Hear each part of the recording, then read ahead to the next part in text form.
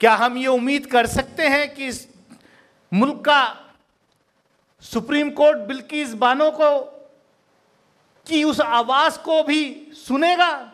Administration मतलब मजबूर था, वरना हमारे इतने लोगों को सड़क पर देख करके तिलमिला जाता, लेकिन मजबूर था क्योंकि तिरंगा हाथ में था। आज माहौल ये हो गया है कि हम ही तो, हमारे ऊपर ही जुल्म होता है और हम ही जो है, हमें ही दोष दिया जाता है।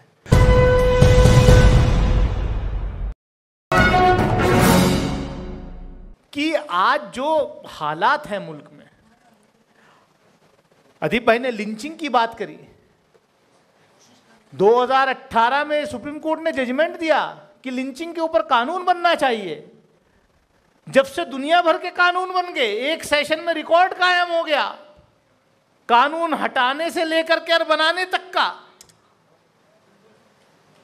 मैंने बीइंग लोकसभा मेंबर, मैंने 3 बार लिंचिंग के ऊपर कानून बनाने की बात उठाई, कोई सरकार के ऊपर जू नहीं रेंगती। मैं आज फुजैल अय्यूबी साहब से कह रहा था कि अभी तो ये झांकी है, असली तो अभी बहुत कुछ होना है। अभी तो आपके यहाँ जो है आईपीसी और एविडेंस एक्ट में बदलाव आने वाला है बहुत जल्दी।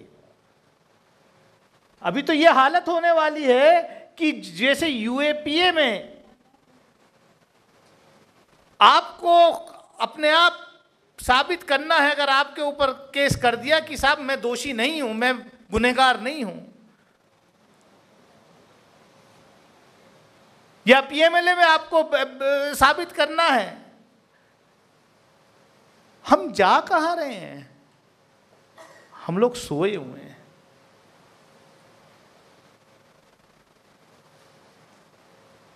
अदीप भाई ने जिक्र किया अभी इंस्पेक्टर सुबोध की हत्या का। जब इंस्पेक्टर सुबोध के कातिलों को रिलीज कर दिया बेल पे हाई कोर्ट ने, तो उनकी पत्नी रजनी ने कहा कि मेरा सब कुछ उजड़ गया। लेकिन ऑनरेबल सुप्रीम कोर्ट ने उसका नोटिस लिया और वो हाई कोर्ट की वो बेल कैंसिल हुई जनवरी में। आज उसके कातिल दोबारा जेल में। क्या हम ये उम्मीद कर सकते हैं कि इस मुल्क का सुप्रीम कोर्ट बिल्किस बानो को की उस आवाज को भी सुनेगा?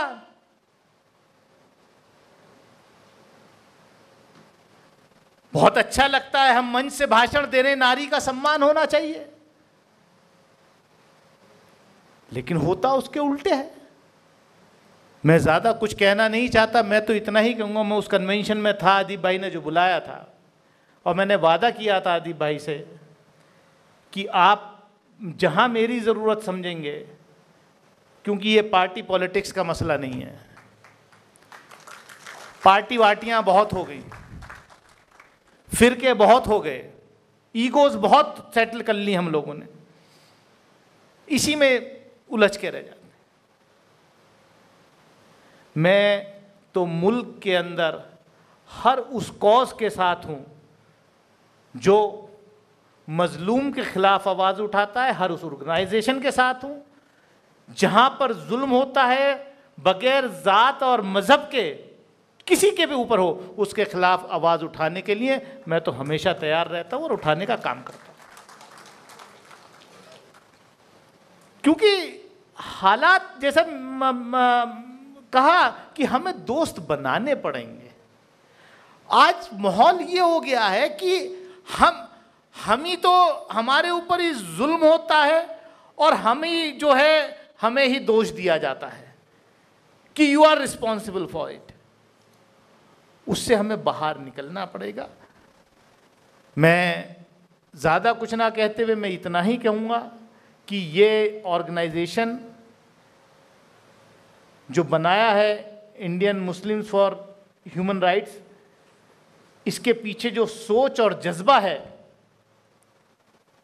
उसको हमें सलाम करना चाहिए। और बहुत सही कहा अदीप भाई ने कि ये तो अब यंगर जनरेशन को आप लोग आगे लेना है और ये दिल्ली के स्पीकर्स हॉल में, कॉन्स्टिट्यूशन क्लब में बैठ के या ऐवान गालिब में बैठ के ही काम नहीं चलेगा।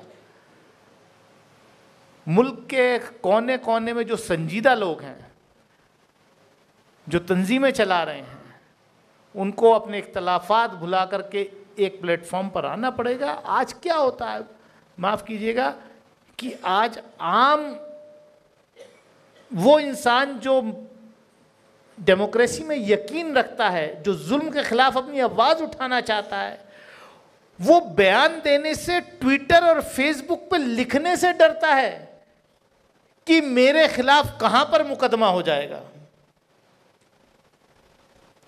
अगर सच्चाई आपको साबित करनी है, वो भी डरता है। और हमने देखा किस तरीके से ऑल्ट न्यूज़ के रिपोर्टर को 23 दिन तक कभी इस जेल में कभी उस जेल में जुबैर को रखा गया। और हमने ये भी देखा कि एक न्यूज़ के एंकर को राजस्थान की पुलिस ढूंढते रही और वो मिला भी नहीं। हमने ये भी देखा एक न्यूज़ एंकर को रातों रात लंदन में बैठे हुए फॉर्मर अटॉर्नी जनरल से लेकर के और पूरी बैटरी ऑफ लॉयर जो है खड़े हो गए और 2 दिन के अंदर बाहर आ गए। हमारे लोगों के खिलाफ बस के साथ कौन खड़ा होगा? आज अगर सिद्दीक कापन जेल में है, और मतलब खास तौर से जो लीगल बैकग्राउंड के लोग हैं, उनको बहुत ज्यादा एक्टिव होने की जरूरत है। और साहब एक बात और कहूंगा, ये जो फेक व्हाट्सएप यूनिवर्सिटी चल रही है ना, इससे अछूते हम लोग, आप लोग भी नहीं रहे। मैं एक एग्जाम्पल देकर अपनी बात खत्म करता हूं। अभी इंडिपेंडेंस डे पर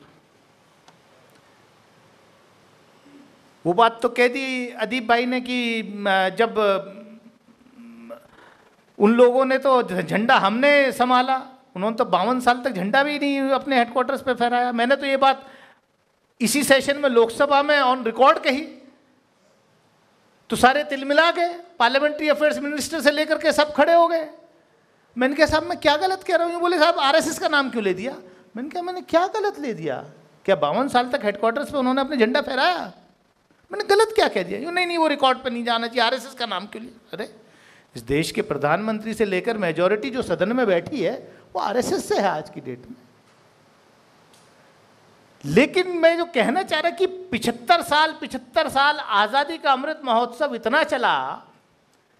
वो एक साहब ने कहा कि साहब ये जो है, जैसे अदीब भाई ने कहा कि हमारे लोग तो झंडा लेकर के, मेरे यहाँ खुद अमरोहा के अंदर अदीब भाई उलमाए हजरात बच्चे लेकर के जो रैली निकले, तो मतलब पहली बार लगा कि एडमिनिस्ट्रेशन मतलब मजबूर था, वरना हमारे इतने लोगों को सड़क पर देख करके तिलमिला जाता, लेकिन मजबूर था क्योंकि तिरंगा हाथ में था।